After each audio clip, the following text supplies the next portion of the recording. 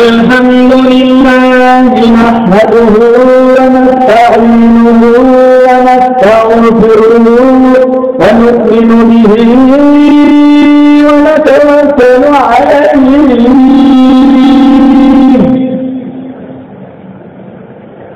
ونعوذ بالله من شرور أنفسنا ومن سيئات أعمالنا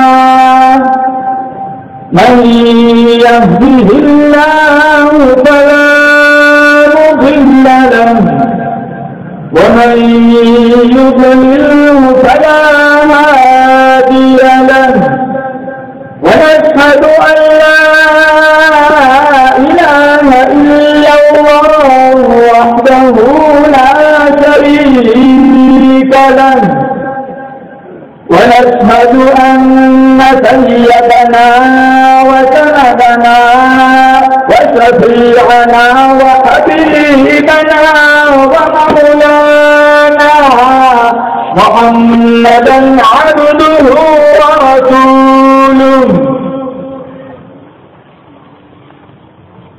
صلى الله تعالى عليه وعلى آله وعلى أصحابه وبارك وسلم تسليما كثيرا أما بعد فأعوذ بالله السميع العليم من الشيطان الرجيم بسم الله الرحمن الرحيم ذلك الكتاب لا ريب فيه هدى للمتقين وقال الله تبارك وتعالى في مقام آخر لتخرج الناس من الظلمات إلى النور صدق الله مولانا العلي العظيم وصدق رسوله النبي الكريم ونحن على ذلك من الشاهدين والشاكرين والحمد لله رب العالمين. سارے حضرات اخلاص اور محبت کے ساتھ اس عقیدت سے کل قیامت کا دن ہوگا، نہ مال کام آئے گا نہ اولاد کام آئے گی، کام آئے گی تو صرف میرے آقا کی شفاعت کام آئے گی. سارے حضرات بلند آواز میں ایک دفعہ مدنی کریم صلی اللہ تعالی علیہ وسلم کی خدمت میں ہدیہ درود پیش کرے. اللهم صل على محمد وعلى آل محمد كما صليت على إبراهيم وعلى آل إبراهيم إنك حميد مجيد. اللهم بارك على محمد وعلى آل محمد كما باركت على إبراهيم وعلى آل إبراهيم إنك حميد مجيد. تمام تعریف اور توصیف حمد و ثنا اس اللہ پاک جل شانہ کے لیے جو خالق کائنات بھی ہے اور مالک شہنشاہ کی ہے. اللہ تعالیٰ کی حمد و ثنا کے بعد حضور نبی اکرم شفیع امم رسول محتشم نبی مکرم رب کے پیارے امت کے سہارے رب کے محبوب دانہ رسول مالک اکابر امم فخر عرب و عجم والی کون و مکان سیاح لا مکان سید انس و جاں سرور لالا رخا نیر تابا ماہ خوبا شہنشاہ حسینہ تتمہ دورہ سرسل زہرا جمالا جلوے صبح ازل نور ذات لم یزل باعث تکوین عالم فخر آدم و بنی آدم نیر فتحہ رازدار ما اوحا شاہد ما طوا صاحب علم نشرح معصوم آمینہ احمد مجتبی حضرت محمد مصطفیٰ صلی اللہ علیہ وسلم کی حضور ناز میں اپنی محبتوں کا خراج پیش کرنے کے بعد انتہائی واجب الاحترام برادران اسلام، السلام علیکم ورحمۃ اللہ وبرکاتہ۔ بزرگان محترم، اللہ پاک جل شانہ نے بڑا فضل فرمایا، بڑا کرم فرمایا، بڑی بندہ نوازی فرمائی۔ خداوند کریم نے اپنے ذکر خیر کے لیے اپنے محبوب صلی اللہ علیہ وسلم کے ذکر خیر کے لیے ہمیں یہاں اکٹھا فرمایا۔ رب کعبہ کی بارگاہ میں دعا گو ہوں، اللہ تعالیٰ لمحہ لمحہ اپنی بارگاہ میں مستجاب فرمائے اور ہونے والے اس پروگرام کو، اس پور نور محفل کو اللہ تعالیٰ پوری امت مسلمہ کے لیے ذریعہ نجات بنائے۔ جو قرآن کریم کی آیت میں نے آپ حضرات کے سامنے تلاوت کی، دعا کرتا ہوں اللہ تعالیٰ میری زبان سے کلمۃ الحق جاری فرمائے اور ہم سب کو عمل کرنے کی توفیق نصیب فرمائے۔ اللہ پاک جل شانہ کے محبوب کے سینے پہ اترنے والی کتاب قرآن کریم وہ بابرکت کتاب ہے جس کا ایک ایک حرف نور اور روشنی سے بھرا ہوا ہے، ہدایتوں کا سرچشمہ ہے، روشنیوں کا منبع ہے۔ اس کتاب کو اپنے دامن سے مضبوطی سے تھامنے والے دنیا کے اندر سرخ روح ہوتے ہیں۔ نبی کریم صلی اللہ تعالی علیہ وسلم قرب قیامت کے فتنوں کا تذکرہ فرما رہے تھے۔ شیر خدا علی مرتضی رضی اللہ تعالیٰ عنہ نے پوچھا، یا رسول اللہ، قیامت کے فتنوں سے بچنے کی پھر صورت کیا ہوگی؟ مدنی کریم صلی اللہ تعالی علیہ وسلم نے فرمایا، قرب قیامت کے فتنوں سے بچنے کی صورت اللہ کی کتاب قرآن ہے۔ جو اس سے چمٹ گیا، جو اس سے لپٹ گیا، جس نے اس کا دامن تھام لیا، وہ قرب قیامت کے فتنوں سے محفوظ ہو جائے گا۔ اور اگر کسی نے قرآن کو چھوڑ کر کسی اور جگہ سے ہدایت کو ڈھونڈنا چاہا، وہ گمراہی کی چکی میں پس جائے گا۔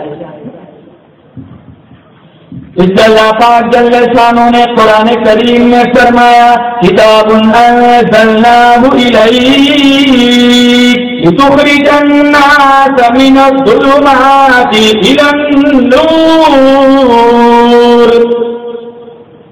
23 سال کے عرصے میں اللہ رب العزت نے یہ کتاب اتاری۔ کیسی کتاب ہے؟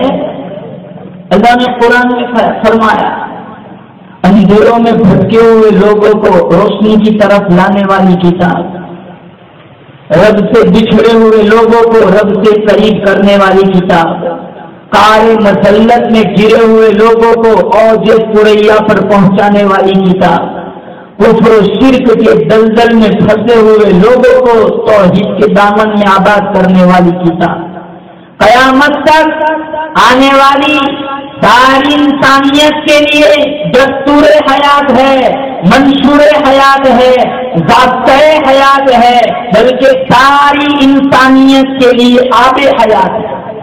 اس کا دیکھنا بھی عبادت، اس کا چھونا بھی عبادت، اس کا پڑھنا پڑھانا بھی عبادت، اس کا سننا سنانا بھی عبادت، اس کے نام کے جلسے کرنا بھی عبادت، اس کی تفسیر پڑھانا اور اس کا حفظ کر لینا سب سے بڑی عبادت۔ دنیا میں کتب خانے بھرے پڑے ہیں. قرآن کریم کو چھوڑ کر کوئی کتاب ایسی نہیں ہے جس کے بارے میں یہ دعویٰ کیا جا سکے کہ اس میں غلطی نام کی کوئی چیز نہیں ہے. دنیا کا بڑے سے بڑا لیکھک، دنیا کا بڑے سے بڑا مصنف جب کوئی کتاب تصنیف کرتا ہے تو اپنی کتاب کے آغاز میں، اپنی کتاب کی ابتدا میں یہ بات ضرور نوٹ کرتا ہے کہ اگر میری کتاب پڑھنے والے کو کہیں کوئی غلطی مل جائے تو ضرور مجھے مطلع کرے تاکہ آگے چل کر اس کی اصلاح ہو سکے. قربان جاؤں، قرآن وہ کتاب ہے، کھولو پہلے پنے پر میرے رب نے لکھ دیا ذالک الکتاب لا ریب فیہ، اس میں کوئی غلطی ہے تو بتا.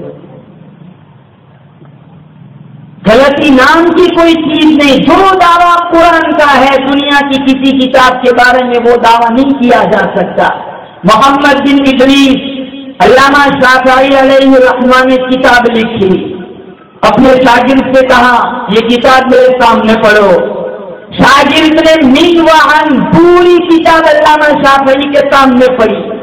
علامہ شافعی کے سامنے جب کتاب پڑھی گئی تو سوچا اس جملے کی جگہ یہ جملہ ہوتا، اس تعبیر کی جگہ یہ تعبیر ہوتی، اس لفظ کی جگہ یہ لفظ ہوتا. کئی نئی غلطیوں پر متنبع ہوئی. اصلاح کی. دوسرے دن شاگرد کو بلایا، پھر پڑھو. پھر وہ کتاب پڑھی گئی اور نئی غلطیوں پر مطلع ہوئے، متنبع ہوئے، یہاں تک کہ وہ کتاب علامہ شافعی کی لکھی ہوئی علامہ شافعی کے سامنے 70 دفعہ پڑھی گئی. جب 70ویں دفعہ پڑھی گئی تو پھٹکار کے کہا دعو، چھوڑ دو. شافعی کی کتاب اس قابل نہیں کہ اس میں کوئی غلطی نہ ہو. یہ اعجاز تو صرف ایک کتاب کو ہے جس کا نام قرآن ہے، جس میں غلطی نام کی کوئی چیز نہیں. عربستان میں بڑے بڑے ادبا تھے، بڑے بڑے شعراء تھے. پورے عربستان میں یہ چیلنج مشہور تھا، اگر کسی کو قرآن کے بارے میں کوئی شک ہے تو ایک چھوٹی سی سورت کی کاپی لا کے دکھاؤ. ممکن ہی نہیں. اگر ممکن ہوتا تو کوئی ضرور کوشش کرتا. الاتقان فی علوم القرآن میں علامہ جلال الدین سیوطی نے لکھا ہے اگر قرآن کی کاپی لانا ممکن ہوتا تو یہ بدر اور احد کی لڑائیاں کبھی نہ ہوتی. سیدھی سیدھی بات تھی، قرآن کا مثل لے آتے.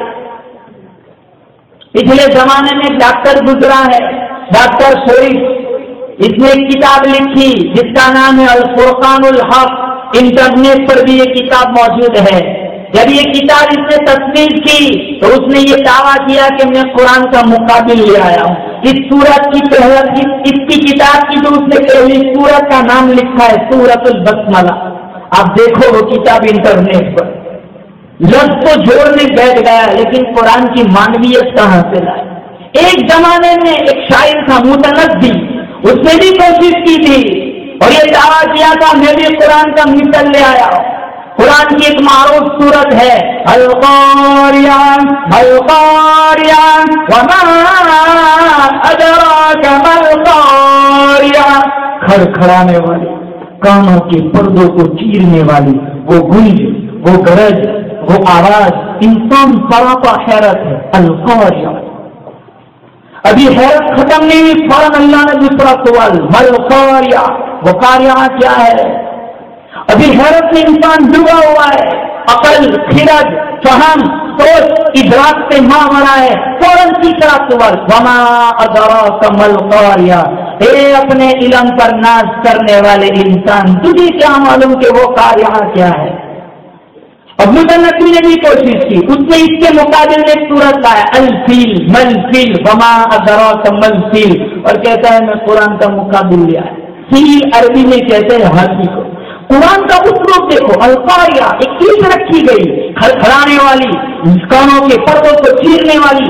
وہ آواز آج تک نہ کسی نے سنی نہ کسی انسان کے دماغ میں کبھی اس کا تصور آیا. ابھی انسان حیرت سے ڈوبا ہوا ہے، فوراً اللہ نے کہا ما القاریہ. ابھی حیرت ختم نہیں ہوئی، فوراً وما ادراک ما القاریہ. قیامت کا نقشہ کھینچ کے دے دیا. اللہ پورے قہر و جلال میں ہوگا، انسان پتنگے کی طرح زمین میں بکھرے ہوئے ہوں گے، اولاد ماں باپ سے بھاگیں گی، ماں باپ اولاد سے بھاگیں۔ اللہ تعالیٰ کہے گا این المتکبرون، تکبر کرنے والے کدھر ہے؟ این الملوک، بادشاہ کدھر ہے؟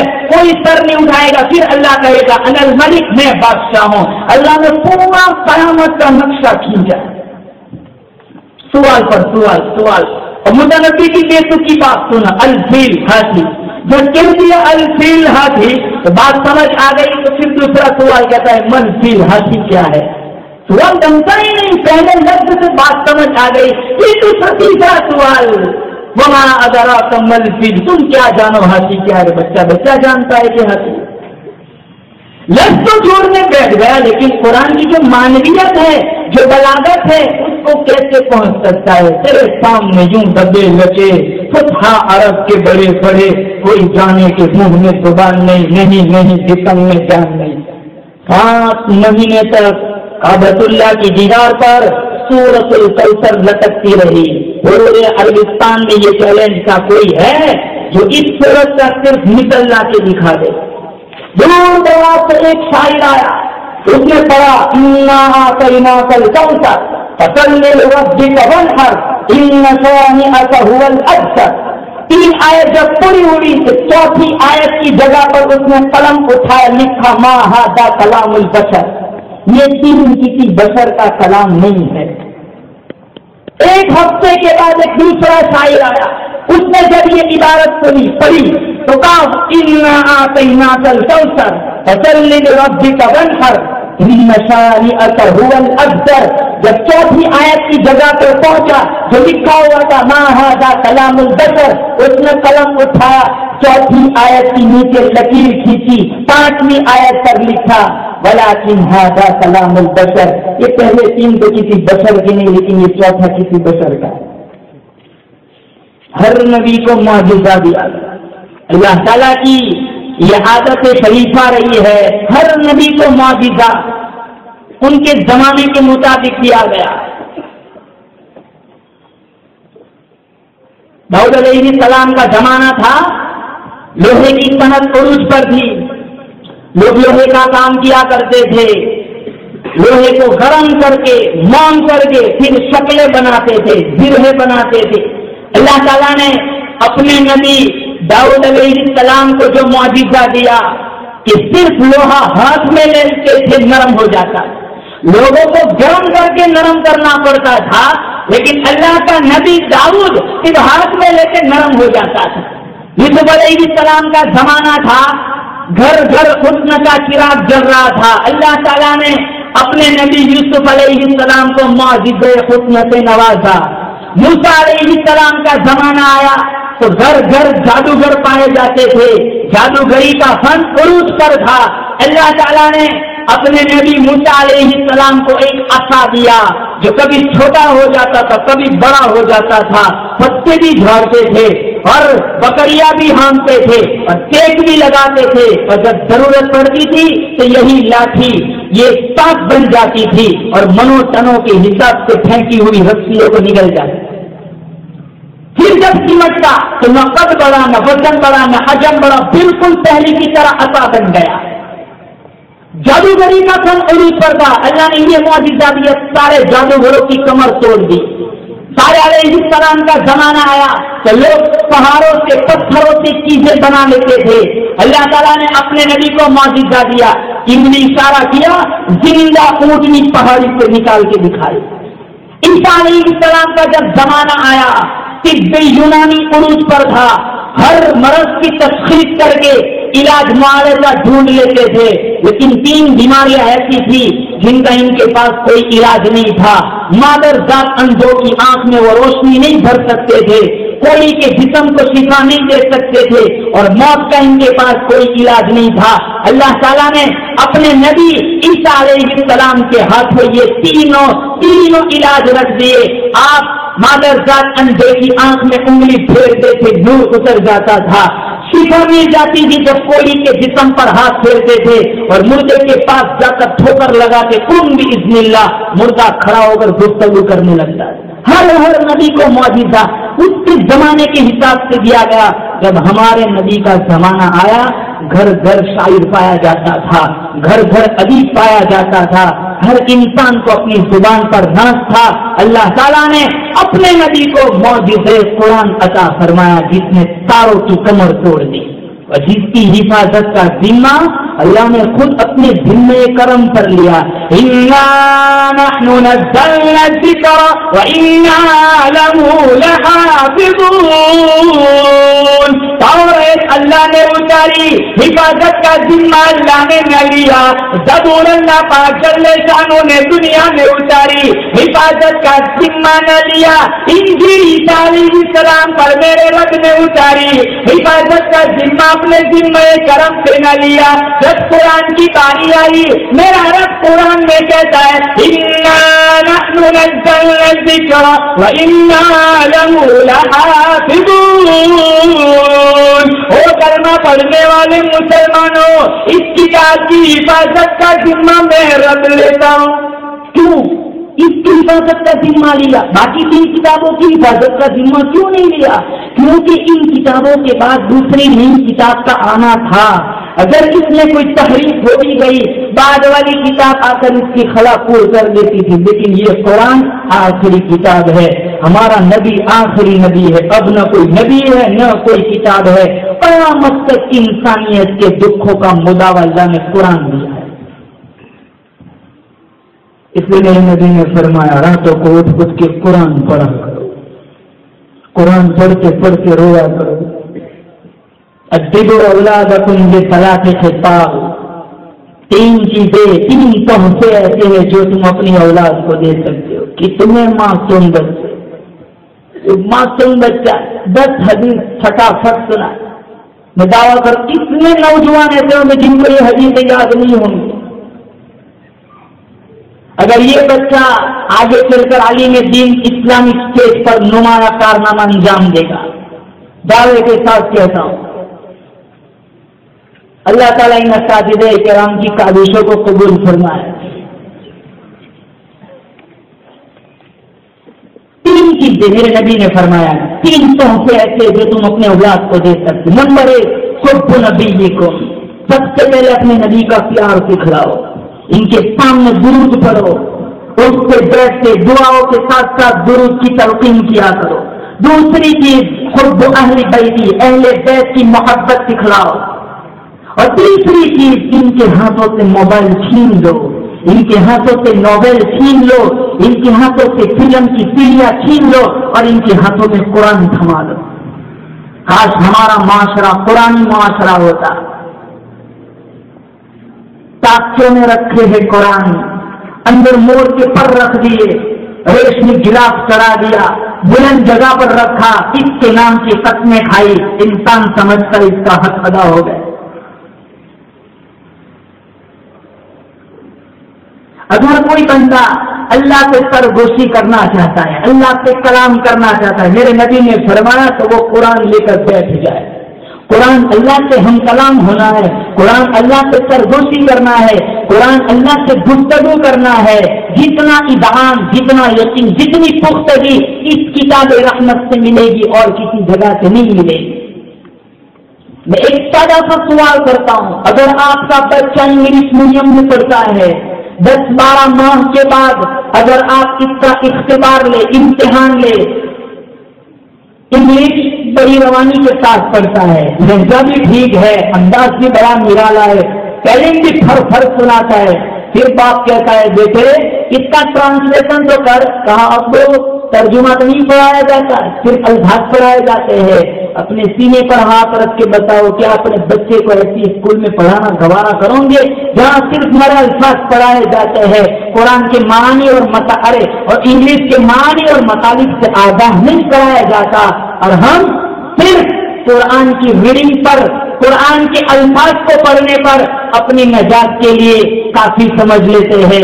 رب کا, میرے نبی کی وساطت سے امت کے نام پیغام کیا ہے ہم کبھی سمجھنے کی زحمت گوارا نہیں کرتے. اور بتا اوقات ایسا ہوتا ہے قاری قرآن پڑھتا ہے, تو سارے سننے والے جھومتے ہیں اور سبحان اللہ کے نعرے بھی لگاتے ہیں، حالانکہ قاری قرآن وہ آیت پڑھ رہا ہے جس میں صرف اور صرف وعیدیں ہیں، استغفار کا موقع تھا، سارے سبحان اللہ کی رٹ لگاتے ہیں۔ یہ قرآن کے معانی اور مطالب سے ناواقفیت کا نتیجہ ہے۔ ورنہ جب ہم اپنے اکابر کی تاریخ اٹھاتے ہیں، قرآن کے حوالے سے انہوں نے اپنی محبتوں کا اظہار کیا، دنیا دنگ رہ گئی۔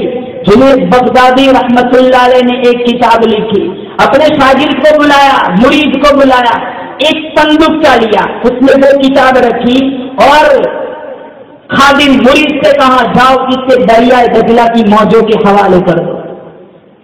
ہاں، شاگرد سے کہا مرید اس کے کھول کے دیکھنا نہیں ہے، کامل مرید وہ ہے جو اپنے شیخ کے راز کی حفاظت کرے۔ وہ صندوقچہ اٹھایا، دریائے دجلہ کی موجوں کے حوالے کر دیا۔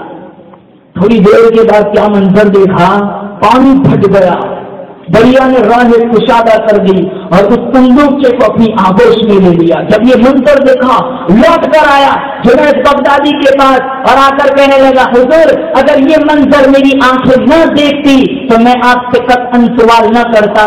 آخر ایسی کون سی چیز ہے کہ جس کی وجہ سے دریا نے بھی راہ کشادہ کر دی؟ اگر یہ اتنی مقدس تھی، اتنی محترم تھی تو اس کو پھینکوائی کیوں؟ یہ میرے لیے معمہ بن گیا ہے، جب تک آپ بتلائیں گے نہیں مجھے قرار نہیں ملے گا۔ جنید بغدادی رحمت اللہ علیہ فرمانے لگے بیٹے تم نے منظر ہی ایسا دیکھا ہے، جب تک میں پردہ ہٹاؤں گا نہیں وہاں تک تیرا اضطراب ختم نہیں ہوگا۔ سن، 12 سال کی محنت شاقہ کے نتیجے میں نے تصوف پر ایک کتاب لکھی، پھر 12 سال میں اس کی 9 پلک سنبھالتا رہا کہ اس کا کوئی جملہ شریعت کی روح کے خلاف تو نہیں لکھا گیا۔ پھر مزید 12 سال میں یہ سوچتا رہا یہ کتاب لوگوں تک پہنچاؤں کہ نہ پہنچاؤں۔ آج 36 سال بیت گئے، میں اس نتیجے پر پہنچاؤں اللہ کی کتاب قرآن کے ہوتے ہوئے لوگوں کو جنید بغدادی کی کسی کتاب کی ضرورت نہیں ہے۔ یہ میری 36 سال کی محنت تھی جو میں نے دریائے دجلہ کی موجوں کے حوالے کر دی کہ اللہ کا قرآن ہے، وہاں تک لوگوں کو جنید بغدادی کی کسی کتاب کی ضرورت نہیں ہے۔ ہمارے پاس کون سا گھر، کون سا محلہ، کون سی مسجد ایسی نہیں ہے جس میں اللہ کا قرآن نہ ہو؟ ابھی ائی حدیث بعدہ یؤمنون، اللہ نے قرآن میں کہا اب یہ چیز آ گئی، اس کے بعد تم کس پر ایمان لاؤ گے؟ میرے نبی کا انتقال ہوا، اس سے پہلے اللہ کے نبی نے فرمایا انی تارک فیکم الثقلین، کتاب اللہ حبل ممدود من السماء الی الارض وسنت نبیکم، دو چیزیں تمہارے بیچ چھوڑ کے جا رہا ہوں، اگر اس کو مضبوطی سے تھام لو میرے بعد کبھی تم گمراہ نہیں ہوں گے۔ ایک اللہ کی کتاب قرآن ہے اور ایک میری سنت ہے۔ اسلام کی تھیوری یہ قرآن ہے، اگر اسلام کا پریکٹیکل دیکھنا ہے تو میرے نبی کی زندگی ہے۔ آج قرآن کے ساتھ جو ہمارا رویہ ہے مسلمانوں، ایسا رویہ کہ ہم اگر مردے کی روح اٹک رہی ہے تو سورہ یاسین پڑھ کے دم کر لیتے ہیں کہ آسانی سے روح نکل جائے۔ کسی نے نیا مکان خریدا، نئی دکان بنائی، نئی فیکٹری بنوائی، وہاں قرآن پڑھا جاتا ہے، اس میں کوئی دو رائے نہیں، جہاں قرآن پڑھا جاتا ہے وہاں چھم چھم رحمتیں اترتی ہے، فرشتوں کی قطاریں لگ جاتی ہے، رحمتوں اور برکتوں کے در کھل جاتے ہیں۔ کسی نے جن بت نے پریشان کیا، قرآن پڑھا جاتا ہے، اس میں کوئی دو رائے نہیں، قرآن کے نور کے مقابلے میں کوئی ناری مخلوق نہیں ٹھہر سکتی۔ اگر قرآن کی تلاوت کر کے ایثار ثواب مردوں کو کیا، اس میں کوئی دو رائے نہیں کی قبروں میں نور اترتا ہے، لیکن قرآن کے نزول کا یہ بنیادی مقصد نہیں ہے۔ قرآن کے نزول کا بنیادی مقصد کیا ہے؟ گرے ہوئے کو اٹھانا۔ قرآن کے نزول کا بنیادی مقصد کیا ہے؟ جو کفر و شرک کے دلدل میں پھنسے ہوئے ان کے توحید کے دامن میں آباد کرنا، اور جو لوگ سارے مذلت سے گرے ان کو عہد سریا تک پہنچانا۔ ساری انسانیت کے اللہ نے آگے حیات،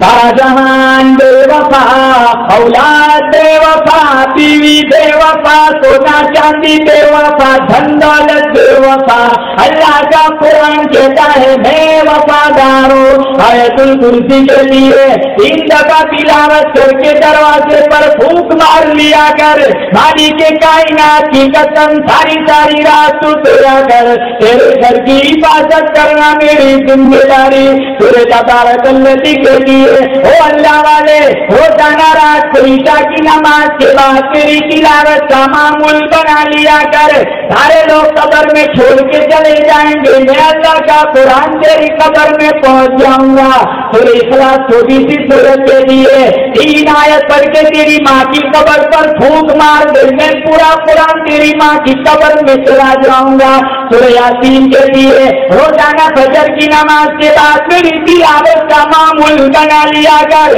شام تک عشاء تک ہر فتنے سے ہر ایکسیڈنٹ سے تجھے بچانا میری ذمہ داری اللہ پاک جل شانہ نے قرآن کریم میں فرمایا وَأَسَرُّوا النَّدَامَةَ لَمَّا رَأَوُا الْعَذَابَ جو لوگ اللہ کے قرآن سے یقین نہیں کرتے نبی کریم صلی اللہ تعالی علیہ وسلم کی سنتوں پہ عمل نہیں کرتے صحابہ کرام کی عظمتوں کو تسلیم نہیں کرتے اہل بیت کا احترام نہیں مانتے آئے گا ایسا عذاب وہ دور لگائیں گے وَجَعَلْنَا الْأَغْلَالَ فِي أَعْنَاقِ الَّذِينَ كَفَرُوا هَلْ يُجْزَوْنَ إِلَّا مَا كَانُوا يَعْمَلُونَ دور لگائیں گے ان کے گلے میں توق ڈال کر رسی ڈال کر گھسیٹ کر جہنم میں لے جایا جائے گا تمہیں کس نے بتلایا میرا قرآن لاوارث ہے ارے تمہاری دکانوں کا وارث موجود ہے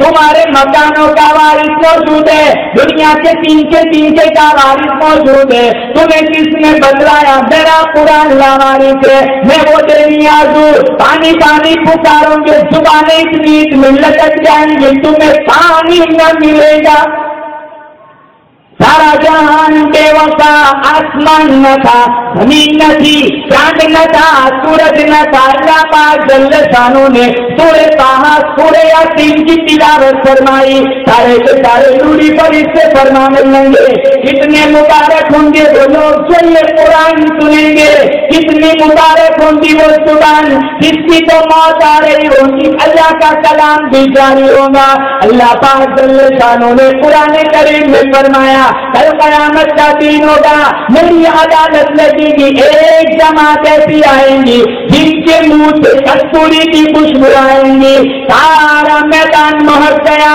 سارا میدان معطر ہو گیا سارے کے سارے لوگ پوچھیں گے الہ العالمین یہ کون لوگ ہیں سارا کا سارا میدان مہک گیا اللہ پاک جل شانہ کی طرف سے جواب آئے گا یہ قرآن کا عاشق ہے یہ میرے قرآن کا دیوانہ ہے اس کی موت آئی زبان اس کی تھی کلام میرا تھا اس لیے نبی کریم صلی اللہ تعالی علیہ وسلم نے فرمایا قرب قیامت کے فتنوں میں سے لا يبقى من القرآن الا رسمه ولا يبقى من الاسلام الا اسمه مساجدهم عامرة وهي خراب من الهدى جب قیامت کا وقت قریب آئے گا قرآن صرف رسم کے طور پر پڑھا جائے گا اسلام صرف نام کا رہ جائے گا مسجد جب زینت کے لحاظ سے آباد ہوں گی لیکن ہدایت کے نور سے خالی ہوں گی مسلمانوں کیا آج یہ وہ دور نہیں آ گیا کاش ہمارا معاشرہ قرآنی معاشرہ ہوتا کتنا حسن آ جاتا سارے نفرتوں کے کانٹے یوں ہی ختم ہو جاتے ہر طرف محبتوں کے گھر اٹھ جاتے لا يبقى من القرآن الا اسم رسم قرآن صرف رسم کے طور پر پڑھا جائے گا ورنہ یہ تو وہ قرآن ہے مردوں کے دلوں میں بھی روح پھونکنے والی یہ کتاب ہے عمر ابن الخطاب چلے تھے نا بانی اسلام کا خاتمہ کرنے کے لیے ننگی تلوار لے کر نعوذ باللہ بانی اسلام کی زندگی کے چراغوں کو گل کر دوں سورہ طٰہٰ کی چند آیتیں کانوں میں پڑی سارا پروگرام چینج ہو گیا وہ جو پٹکا لے کر گئے تھے بہنوں کے قدموں میں پھینک دیا کہ مجرم بنا کر سرکار کی دہلیز پر لے جا. اور پھر ان کی زبان سے جب قرآن کا نغمہ پھوٹا لوگوں کی تقدیریں بدلتا چلا گیا. پوری انسانیت انگنت بے شمار مسائل کی شکار ہے. حالات کے بھور میں کون پھنسا ہوا نہیں ہے؟ مسلمان ذلت پستی بدوحالی کی شکار ہے. کیوں ہم نے قرآن سے ناطا توڑ دیا؟ اگر ہم قرآن سے ٹوٹا ہوا ناطا جوڑ دے اور صحیح معنی میں اگر ہم سچے مسلمان بن جائے دنیا کی بڑی طاقت بھی ہمارے سامنے خم ہو جائے. ہم تو 313 تھے، اللہ نے وہاں بھی ہمیں شکست کا منہ نہیں دکھایا. جتنی بد امنی ہے وہ اسی وجہ سے نسل نے قرآن چھوڑا، دین چھوڑ دیا. بے اطمینانی ہے، حالانکہ آسائی سے راحت چھم چھم رحمت اللہ کی اتر رہی ہے، لیکن ہر طرف بے نوری ہے، بے اطمینانی ہے، پریشانیاں ہے.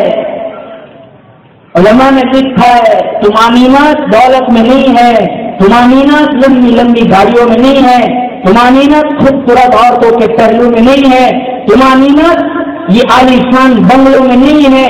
طمانینت قلبی اطمینان میرے رب نے قرآن میں رکھا ہے، دین اسلام میں رکھا ہے. دو ضابطے اللہ نے قرآن میں بیان فرمائے، دو ضابطے. اگر ان 2 آیتوں پر اگر مسلمان عمل کر لے ہمارا معاشرہ جنت کا ٹکڑا بن جائے. صرف 2 آیت، وَتَوَاصَوْا بِالصَّبْرِ وَتَوَاصَوْا بِالْمَرْحَمَةِ. معاشرے میں 2 طرح کے طبقے ہیں، 2 طرح. ایک طبقہ وہ ہے پریشانی، اذیت، مرض، بیماری، دکھ، پسماندگی میں مبتلا ہے. اور دوسرا وہ طبقہ ہے راحت، اطمینان، مال کی فراوانی، چین، سکون، اطمینان، راحت. اللہ نے دونوں طبقوں کی ذمہ داریاں بتلائی. اگر اس قرآن کی تعلیم پر اگر ہماری نسل آ جائے تو بتاؤ معاشرے میں کتنا حسن آ جائے.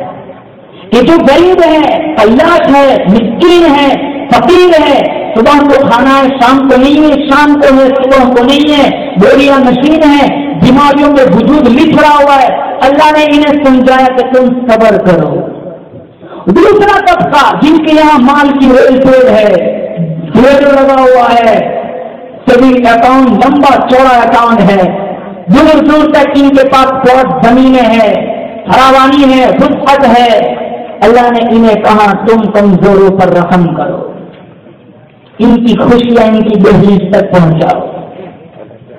ہماری عید کیا عید ہوتی ہے؟ ایک طرف مالدار کا بگڑا ہوا بچہ کیک کا ایک ٹکڑا اپنے منہ میں ڈالتا ہے، دوسرا کتے کے سامنے ڈالتا ہے، اور دوسری طرف بیوہ کا غریب بچہ اسٹیشن پر آلو چھولے بیچتا ہے.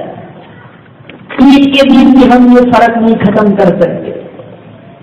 خوشیاں صرف اپنی ذات تک محدود رکھنا یہ ایک مومن کا مزاج نہیں ہوتا ہے. میرے نبی نے فرمایا پڑوسی بھوکا تو جائے، نماز قبول نہیں ہوتی. تو 2 طرح کے طبقے ہیں. تعلیم بھی 2 طرح کی ذمہ داری اللہ نے سمجھائی. جو غریب ہے انہیں اللہ نے کہا تم صبر کرو، اور جو مالدار ہے انہیں اللہ نے کہا کہ تم غریبوں تک ان کی دہلیز تک ان کی خوشیاں پہنچاؤ. اللہ کے نبی کے پاس ایک عورت آئی جن کو مرگی کے دورے پڑتے تھے.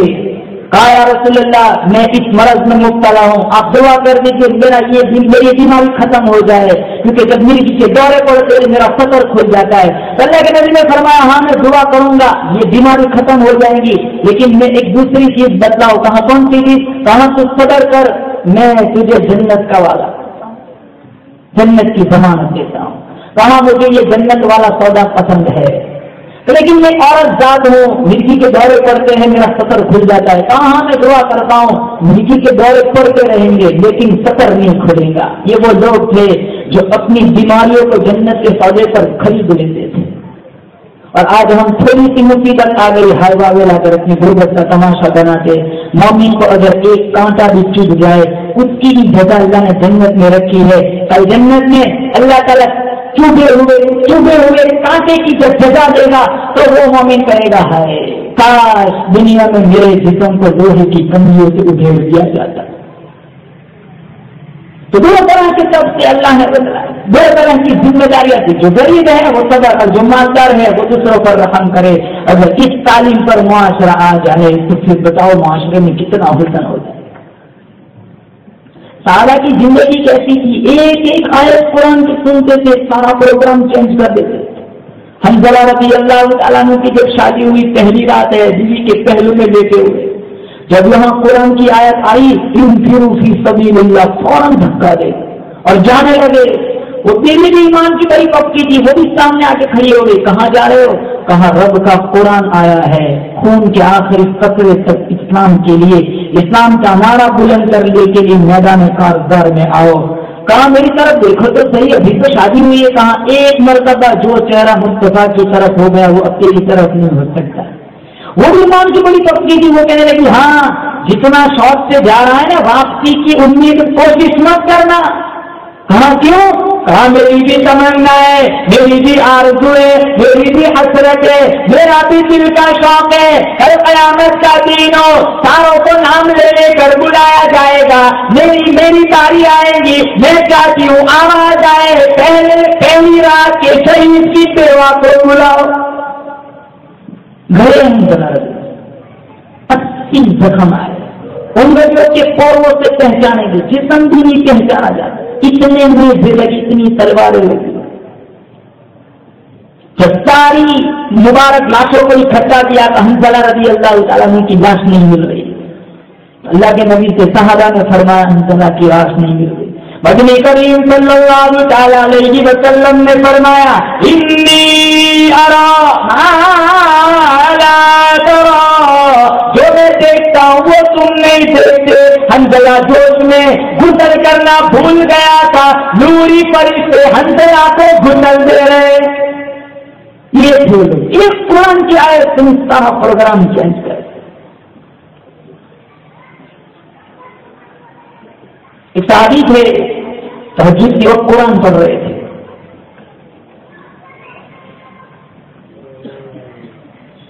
انہوں نے سوچا کہ زور سے قرآن پڑھو، لیکن پھر انہیں تجسس کو سامنے ایک گھوڑا بندھا ہوا ہے اور 4 پائے پر ایک چھوٹا سا بچہ سویا ہوا ہے۔ انہیں محسوس ہوا اگر میں زور سے قرآن پڑھوں گا تو یہ گھوڑا بگڑ جائے گا، کہیں بچے کو نقصان نہ پہنچا، تو پھر انہوں نے آہستہ پڑھا، پھر واپس لطف ملتا تھا، جوش آتا تھا، پھر زور سے پڑھتے، پھر آہستہ پڑھتے، یہ سلسلہ چلتا رہا۔ جب قرآن کی تلاوت مکمل ہوئی تہجد کے بعد جب دعا کے لیے ہاتھ اٹھائے تو انہوں نے دیکھا کہ سر کے اوپر سے ستاروں کی مانند روشنیاں اوپر جا رہی۔ صبح کا قصیدہ شروع ہوا، حضور کی خدمت میں حاضر ہوئے، کہا یا رسول اللہ قرآن کی تلاوت کر رہا تھا، زور سے پڑھنا چاہا، گھوڑے کے بچے کو نقصان پہنچانے کا ڈر لگا، آہستہ پڑھا۔ تو جب میں قرآن کی تلاوت مکمل ہوئی، پھر جب دعا مانگی تو عجیب کی حیثیت دیکھی کہ سر کے اوپر سے ستاروں کے مانند کچھ چیزیں آسمان کی طرف جا رہی تھی۔ کہاں اللہ کے نبی نے فرمایا وہ عرش کے مقرب فرشتے تھے جو اللہ کی اجازت سے تیرا قرآن سننے آئے تھے۔ اگر تو تہجد میں زور سے قرآن پڑھتا سارے مدینے والے فرشتوں کا دیدار کر لیتے۔ کیسا قرآن پڑھتے ہوں گے کہ جن کا قرآن سننے کے لیے فرشتے آتے تھے۔ اللہ کے نبی جب تہجد کے لیے مسجد میں گئے، ایک کونے میں دیکھا وہ لوگ صدیق قرآن پڑھ رہے آہستہ، دوسری طرف عمر بن الخطاب قرآن پڑھ رہے جن کی آواز بلند تھی۔ جب نماز پوری ہوئی تو اللہ کے نبی نے ابوبکر صدیق سے پوچھا کہ تم نے آہستہ پڑھا، عمر تم زور سے۔ ابوبکر صدیق فرمانے لگے میں تو انہیں سنا رہا تھا جو دلوں کے بھیدوں کو بھی جانتا ہے، اونچا پڑھنے کی کیا ضرورت ہے؟ کہا پھر عمر تم کیوں زور سے پڑھ رہے تھے؟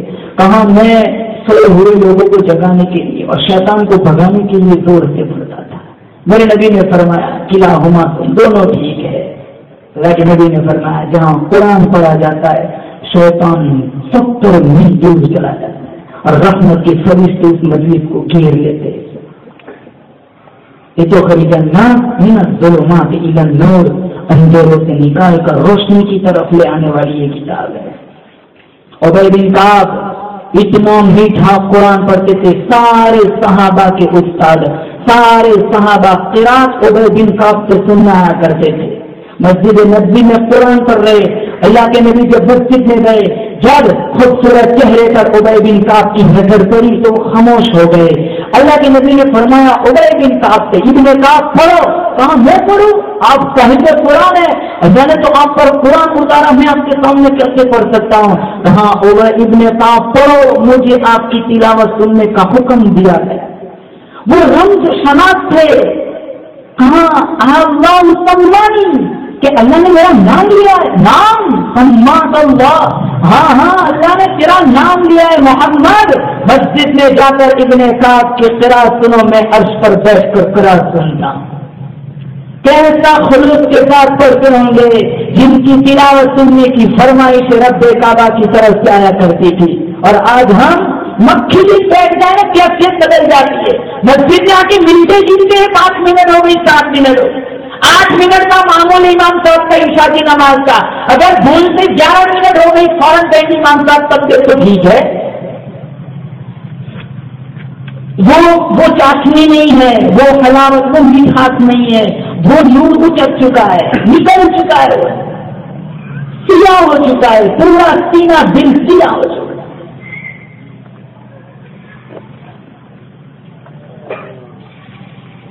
فاطمہ الزہرا رضی اللہ تعالیٰ عنہا نماز پڑھ رہی ہے, کون باندھا, قرآن کی تلاوت شروع کی, پڑھتی گئی سردیوں کی لمبی لمبی راتیں, 2 رکعت کتنی آیتیں پڑھی, کتنی صورتیں پڑھی. جب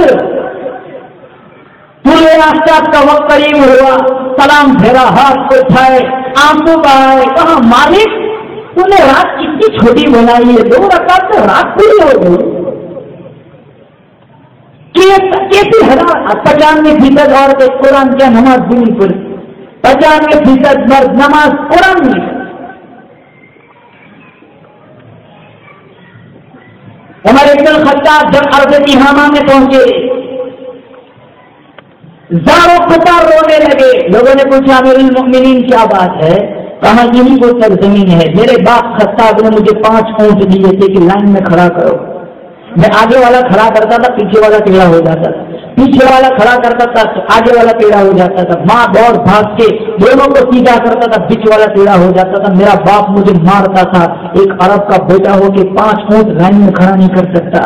آج جانور تو کیا انسان بھی لائن میں کھڑے ہیں. یہ قرآن کی دولت نہیں تو اور کیا ہے. آج جن اللہ بہذا الدین. جب کسی گڈھے سے مجھے واپس آئے, پڑاؤ ڈالا. اللہ کے نبی نے فرمایا 2 صحابی آج رات پہرا دیں گے. بولو کون پہرا دے گا؟ 2 صحابی کھڑے ہوئے, یہ خدمت ہم انجام دیں گے. اللہ کے نبی نے صحابہ سے فرمایا باقی سارے آرام کرو, اور ان 2 صحابہ سے فرمایا کھلا پہاڑی سامنے والی پہاڑی پر جا کر تم پہرا دو. دونوں صحابی وہاں پہرا دینے کے لیے پہاڑی پر گئے. اب دونوں نے آپس میں مشورہ کیا, کہیں ایسا نہ ہو ہم دونوں بیدار رہے, آخری پہر میں نیند آ جائے, دشمن آ جائے, کہیں ایسا نہ ہو کہ فرض منصبی میں خلل آ جائے. کہاں پھر کیا کریں گے؟ کہاں تو سو جا میں جاگتا ہوں, تھوڑی دیر کے بعد پھر میں سوؤں گا, تو بیدار رہنا. ایک صحابی سو گئے, دوسرے صحابی بیٹھے ہوئے, ادھر ادھر نظر گھمائی, پھر سوچا یوں ہی وقت برباد ہو رہا ہے, اس سے اچھا ہے 2 رکعت کی نیت باندھ کے سورہ کہف پڑھتا ہوں. نماز شروع کی, سورہ کہف کی تلاوت, اتنا لطف ملا. ایک دشمن آیا, اس نے دیکھا سارا قافلہ سویا ہوا ہے, پہاڑی پر نظر پڑی, ایک آدمی کو دیکھا کہ جو کھڑا ہوا ہے, 2 زور سے نیزا مارا, تیر مارا, سینے سے پار نکل گیا. لیکن سورہ کہف کی وہ چاشنی ایسی تھی, حلاوت ایسی تھی کہ وہ بدستور تلاوت کرتے رہے. دوسرا تیر, تیسرا تیر, خون نکلا. خون نکلنے پر حضور سوکھ جاتا ہے, وہ مسئلہ ابھی نہیں آیا تھا. سورہ کہف کی تلاوت پھر دل میں احساس زیادہ, کہیں ایسا نہ ہو جسم کا سارا خون نکل جائے, میں دم توڑ بیٹھوں, میرے ساتھی کو کون بیدار کرے گا. کہیں ایسا نہ ہو سارے دشمن ٹوٹ پڑے اور فرض منصبی میں خلل آ جائے, سارے صحابہ کا نقصان ہو جائے. انہوں نے سلام پھیرا, ساتھی کو جگایا, پھر کہا اگر مجھے دشمن کا موت کا خطرہ نہ ہوتا, سورہ کہف پوری کیے بغیر میں قطعاً سلام نہ پھیرتا. کیسا ایمان تھا, تیر پر تیر لگتے تھے، مکھی بیٹھ جائے نا ہماری نماز کی کیفیت بدل جائے. ان کا تیروں سے نیزوں سے ان کا سینہ ان کے جسم کو چھلنی کر دیا جاتا تھا. ذرہ برابر نماز میں ان کی کمی، ذرہ برابر غفلت نہیں آتی تھی. حسین رضی اللہ تعالیٰ عنہ کی ایک باندھی تھی. ایک مہمان آیا اور مہمان نے آ کر کہا کہ بھائی بھوکا ہوں. تو حسین رضی اللہ تعالیٰ عنہ نے باندھی سے کہا گھر میں کوئی چیز ہے تو لے کر آؤ. باندھی اندر گئی، شوربا تھا، گرم کیا، لے کر آئی. بے توجہی کی وجہ سے دروازے سے دامن کو لگ گیا، ٹھوکر لگی، گر گئی. وہ کٹورا بھی ٹوٹ گیا. وہ جو گرم گرم شوربا تھا اس کے چند قطرے حسین رضی اللہ تعالیٰ عنہ کے جسم پر جا لگی. شوربا گرم تھا، چمڑی جل گئی. غصے کی نظر سے باندھی کو دیکھا. حسین رضی اللہ تعالیٰ عنہ کے ضوابط اور قوانین سے وہ باندھی واقف تھی. اس نے فوراً قرآن کی ایک آیت پڑھی جس میں مومنین کی صفتیں بیان کی گئی ہے. سب سے پہلا یہ ٹکڑا پڑا ہلکا دنیا. مومن تو وہ ہوتا ہے جو غصے کو پی جاتا ہے. حسین رضی اللہ تعالیٰ نے فوراً کہا چلو میں غصے کو پی گیا. اس میں فوراً دوسرا ٹکڑا پڑا والعافین عن الناس. مومن تو وہ ہوتا ہے جو دوسروں کی غلطیوں کو معاف کر دیتا ہے. کہاں چل میں نے تجھے معاف بھی کر دیا. فوراً تیسرا ٹکڑا پر واللہ یحب المحسنین. اللہ نیکوکاروں سے پیار کرتا ہے. کہاں چل اس بات پر میں نے تجھے آزاد بھی کر دیا. قرآن کی چند ٹکڑوں سے وہ اپنی آزادی بھی دلوا لیتے تھے. ہمارے پاس بھی ایک قرآن ہے، کوئی نیا قرآن تو ہے نہیں، یہی قرآن ہے اور قیامت تک کے لیے یہی کتاب ہمارے پاس. ساری انسانیت کے دکھوں کا مداوع یہی کتاب رحمت ہے جس سے ہم ناطا توڑ چکے ہیں. کاش ہمارا معاشرہ قرآنی معاشرہ ہوتا.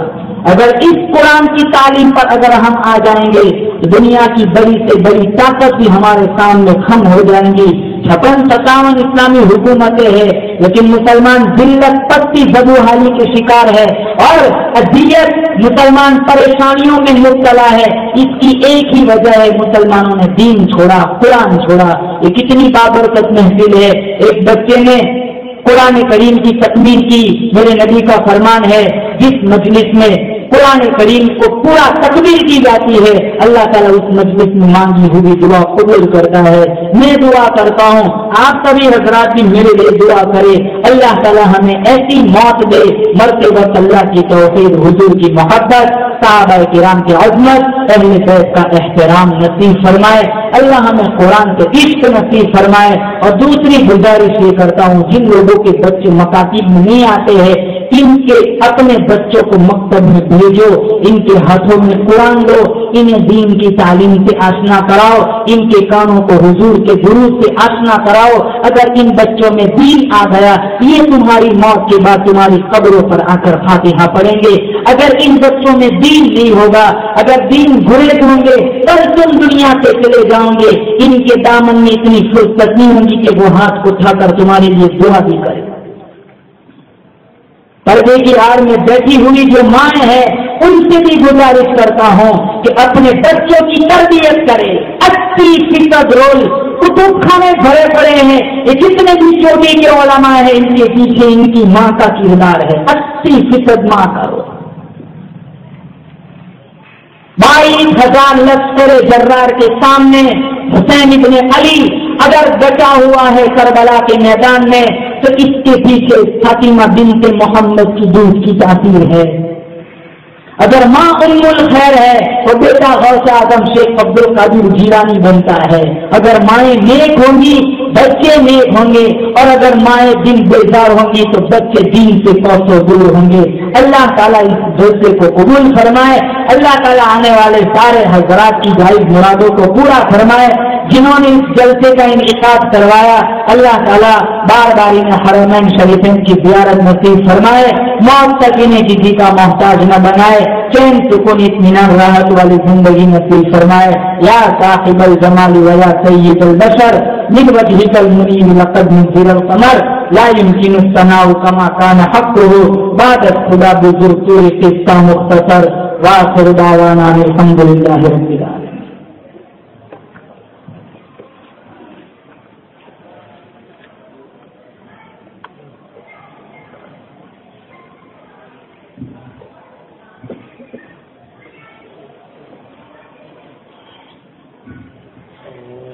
اللهم لك الحمد حمدا حمدا دائما كما أنت أهله وصل على محمد كما أنت أهله وافعل بنا ما أنت أهله إنك أهل التقوى وأهل المغفرة. ربنا ظلمنا أنفسنا وإن لم تغفر لنا وترحمنا لنكونن من الخاسرين. ربنا آتنا في الدنيا حسنة في الآخرة حسنة وقنا عذاب النار. مولا کریم ہم سب کے گناہوں کو معاف فرما. یا اللہ ہم پاپی ہے مجرم ہے، رات کے اندھیریوں میں دن کے اجالوں میں یا اللہ گناہ کو گناہ سمجھ کر گناہ کیے ہے. یا اللہ اس جرم عظیم کو معاف فرما. اللہ آنے والی زندگی کو پچھلی زندگی کا کفارہ بنا. یا اللہ جتنے علماء اس مجلس میں بیٹھے ہوئے ہیں یا اللہ ان کو علم کا نور عطا فرما، علم کا بانپن عطا فرما. یا اللہ ان کو اشاعت دین کے لیے اللہ قبول فرما. یا اللہ اس مجمع میں جتنے صوفے داڑھی والے بیٹھے ہیں یا اللہ تیرے نبی کا فرمان ہے اللہ اگر کوئی صوفے دریش والا ہاتھ اٹھاتا ہے جولی پھیلاتا ہے، اللہ اٹھے ہوئے ہاتھ پھیلی ہوئی جولی خالی لوٹانے میں بھی رب کو شرم آتی ہے. اللہ ان کی صوفے داڑھیوں کا واسطہ یا اللہ پوری امت مسلمہ کی مغفرت فرما. یا اللہ اس میں کتنے جوان بچے ہیں یا اللہ معصوم بچے جن کا بھی رجسٹر نہیں بنا یا اللہ ان کے اٹھے ہوئے معصوم ہاتھوں کا واسطہ. اللہ کتنے جوان ہیں، تیرے نبی کا فرمان ہے 100 بڑھوں کی توبہ کے مقابلے میں تجھے ایک جوان کی توبہ زیادہ پسند ہے. یا اللہ تجھے اللہ ان جوانوں کے اٹھے ہوئے ہاتھوں کا واسطہ یا اللہ تو آج معافی دے دے. یا اللہ ہمیں معاف کر دے. یا اللہ آنے والی زندگی کو پچھلی زندگی کا کفارہ بنا. اطاعت کی عزت نصیب فرما، معصیت کی ذلت سے محفوظ فرما، قرآن سے عشق نصیب فرما. یا اللہ تیرے محبوب صلی اللہ علیہ وسلم کی سنتوں پر توفیق تک چلنے کی توفیق نصیب فرما. یا اللہ علم ملنے کے بعد جہالت کے کاموں سے محفوظ فرما. یا اللہ دوستی کے رنگ میں دشمنی کرنے والوں سے محفوظ فرما. یا اللہ ہمارے وجود کو پاک صاف فرما. یا اللہ ہماری نیتوں کو پاک صاف فرما. یا اللہ سجدے کا سرور عطا فرما. یا اللہ نماز میں خشوع عطا فرما. یا اللہ تیرا آنکھیں دی تھی یا اللہ تیرا قرآن دیکھنے کے لیے یا اللہ یہ نظریں آوارہ ہو گئی.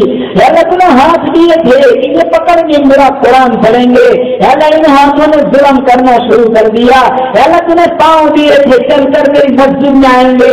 یا اللہ یہ تو سینما گھروں کے حوالے ہو گئے. یا اللہ تمہیں زبان دی تھی یا اللہ اس سے میرا کلمہ پڑھیں گے. یا اللہ اس زبان پر 24 گھنٹے کی پر چگلی ہوتی ہے. یا اللہ پورے وجود کو پاک فرما. ہمارا پورا وجود یا اللہ گناہوں میں لکھڑا ہوا ہے. یا اللہ ہم اس قابل نہیں ہے تیرے سامنے ہاتھ اٹھائے جولی پھیلائے. یا اللہ ہمارے گناہوں کو نہ دے، تیری صفت کریمی کو دے، تیری صفت رحیمی کو دے. اللہ ستاری کا معاملہ فرما، بندہ نوازی کا معاملہ فرما. یا اللہ رحم کا معاملہ فرما، کرم کا معاملہ فرما. یا اللہ آنے والے سارے حضرات کو قبول فرما. یا اللہ جو پریشان حال ہے ان کی پریشانیوں کو دور فرما. جو جیلوں میں محبوس ہے جلد تک ان کے رہائی کے فیصلے فرما. جو بچے بچیاں شادی کی عمر کو پہنچ چکے ہیں یا اللہ ان کو اچھے رشتے میسر فرما. یا اللہ جن کی اولاد ہے بیمار ہے یا اللہ ان کے اولاد کو اللہ شفاء کلی نصیب فرما. یا اللہ جن کی اولاد نہیں ہے ان کو نیک صالح فرما بردار متقی پرہیزگار اولاد عطا فرما. جن کی اولاد ہے نافرمان ہے اللہ ان کی اولاد کو صحیح ہدایت عطا فرما. ماں باپ کی آنکھوں کی ٹھنڈک بنا. یا اللہ اس مجمع میں تجھے جس کی آمین پسند ہو اللہ اس کی آمین کے سکتے میں ہماری دعا قبول فرما. رب اجعلنی مقیم الصلاۃ ومن ذریتی ربنا وتقبل دعاء ربنا اغفر لي ولوالدي وللمؤمنين يوم يقوم الحساب. سبحان ربك رب العزة عما يصفون وسلام على المرسلين والحمد لله. جزاک اللہ خیرا فی الدارین. تمام حضرات سے درخواست